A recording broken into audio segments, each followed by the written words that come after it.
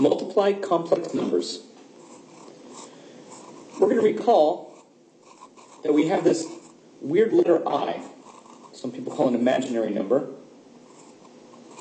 which is the square root of negative 1 is actually equal to this letter I. Consequently, negative 1 is equal to I squared. It's like squaring both sides. Now we're going to use this fact along with this rule, this radical rule that you've actually learned before, which is the square root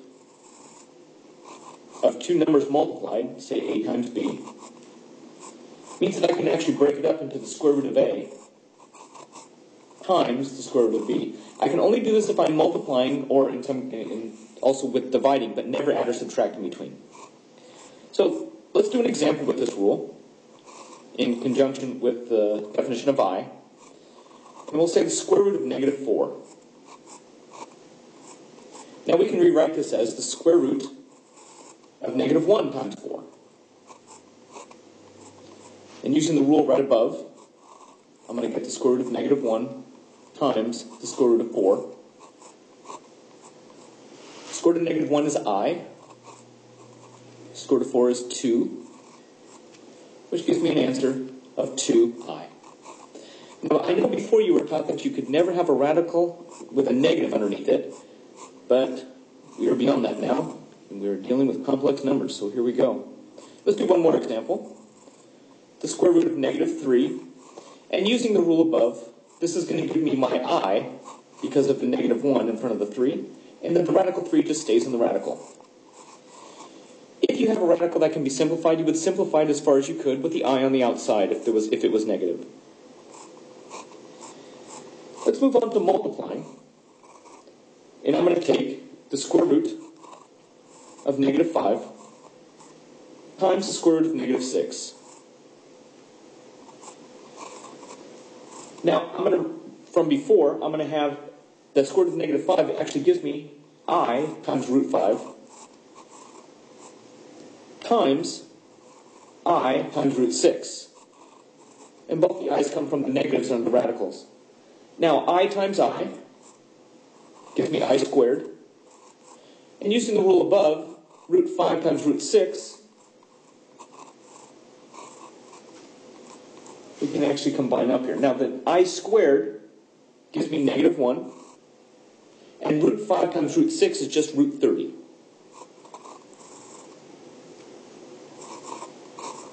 So overall, my answer is going to be negative square root of 30.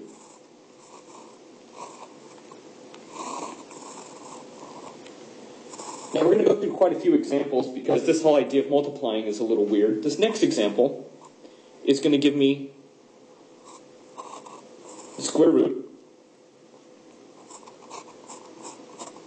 of negative 9 times the square root of negative 1. Now, from the example before, a couple of examples before, the square root of negative 9 is just going to be I times root 9. And root negative 1 gives me just I. You'll note that I end up with I squared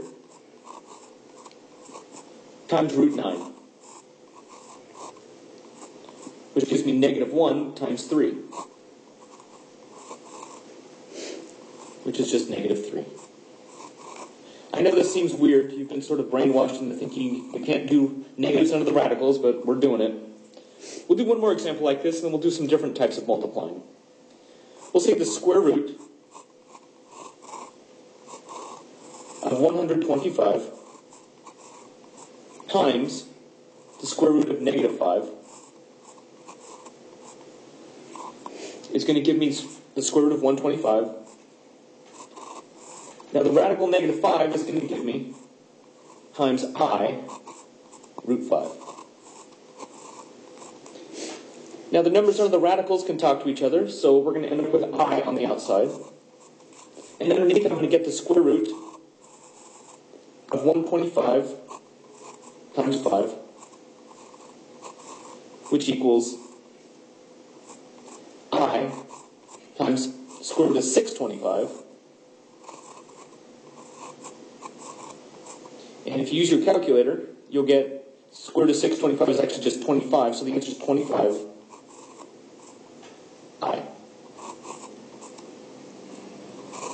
All right, moving on to the next type here. Now I'm going to multiply what's going to look like a monomial times a binomial, but it's actually just two complex numbers. We're going to start with 5i, times 2 plus I. Now I'm going to treat this like a polynomial, and I'm actually going to use the distributive property and multiply 5i times 2 as well as 5i times the I.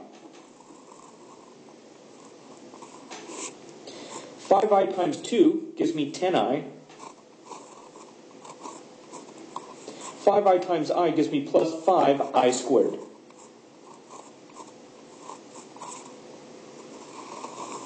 And we know that I squared, again, is negative 1. So we end up with 10i minus 5. And rewriting it in standard form, meaning I have the real part first, which is the negative 5, plus 10i. Now, all of that looks kind of weird, but all that negative 5 plus 10i, all of that is just one number. Let's try another example.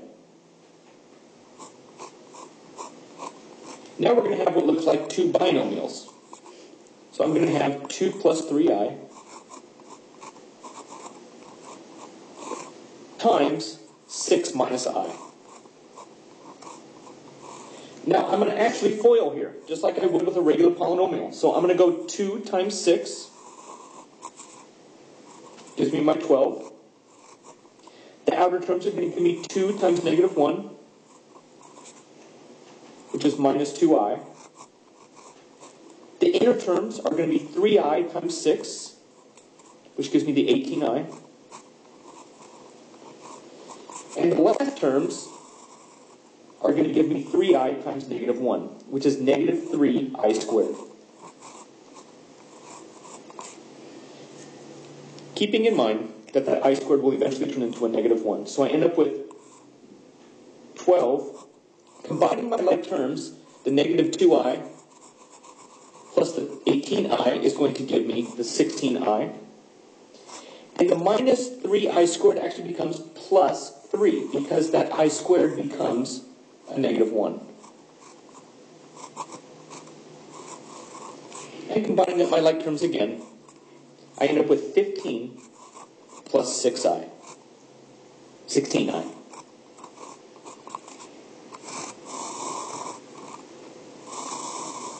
Fantastic. A couple more examples.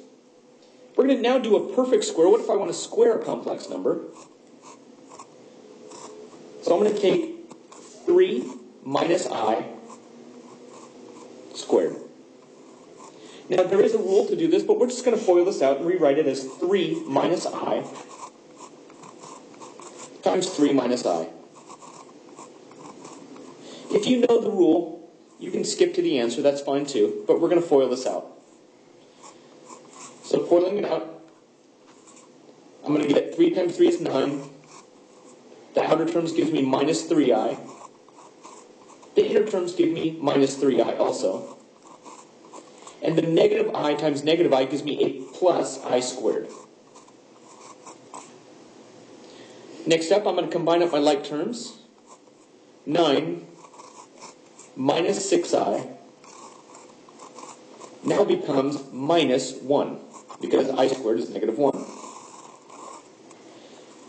Overall, combining my like terms, I end up with 8 minus 6i. And although that's the final answer, we need to keep in mind that if I needed to, I could factor out a 2 from there if I needed to reduce it or whatever, because 8 is a multiple of 2 and so is 6. But we'll leave it here for now. Next example. I'm going to have 9 plus 2i times 9 minus 2i. Again, I'm just going to FOIL. I'm going to get 9 times 9 is 81. The outer terms are going to give me minus 18i. The inner terms will give me a plus 18i. And the last terms are going to give me minus 4i squared. Combining up my like terms, my outer and inner terms actually are going to cancel. So the minus 18x and the plus 18x are going to cancel, leaving me with 81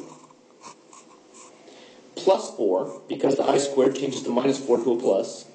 Overall, I end up with 85. Notice the complex part is gone. It's just 85. 85 is still considered a complex number, but it just doesn't have an imaginary part. Now, you might have noticed that these were a difference of two squares. And it actually does follow that rule. If you remember the rule, a minus b times a plus b, we end up with a squared minus b squared. And I could have applied this to the previous problem. Notice the inner and outer terms disappeared. They're gone. So for this next example, we're going to use the rule. So the a minus b and the a plus b are called conjugates of one another. When you have the same numbers or letters or whatever, but one is minus, one is plus, we call them conjugates. So we're going to take this last example, and we're going to apply the rule. I'm going to go 6 plus 5i times 6 minus 5i. Now the a part from the rule above is going to be the 6, so I'm going to write 6 squared minus, it's always minus in between, and in parentheses I'm going to have 5i squared. Now because the 5 and the I are being multiplied, I need to remember to square not just the I, but the 5 as well. So I end up with 6 squared becomes 36 minus 25 I squared. Now the I squared becomes a negative 1, which makes the minus 25 become a plus. So 36 plus 25 gives me 61. And that is how you multiply complex numbers.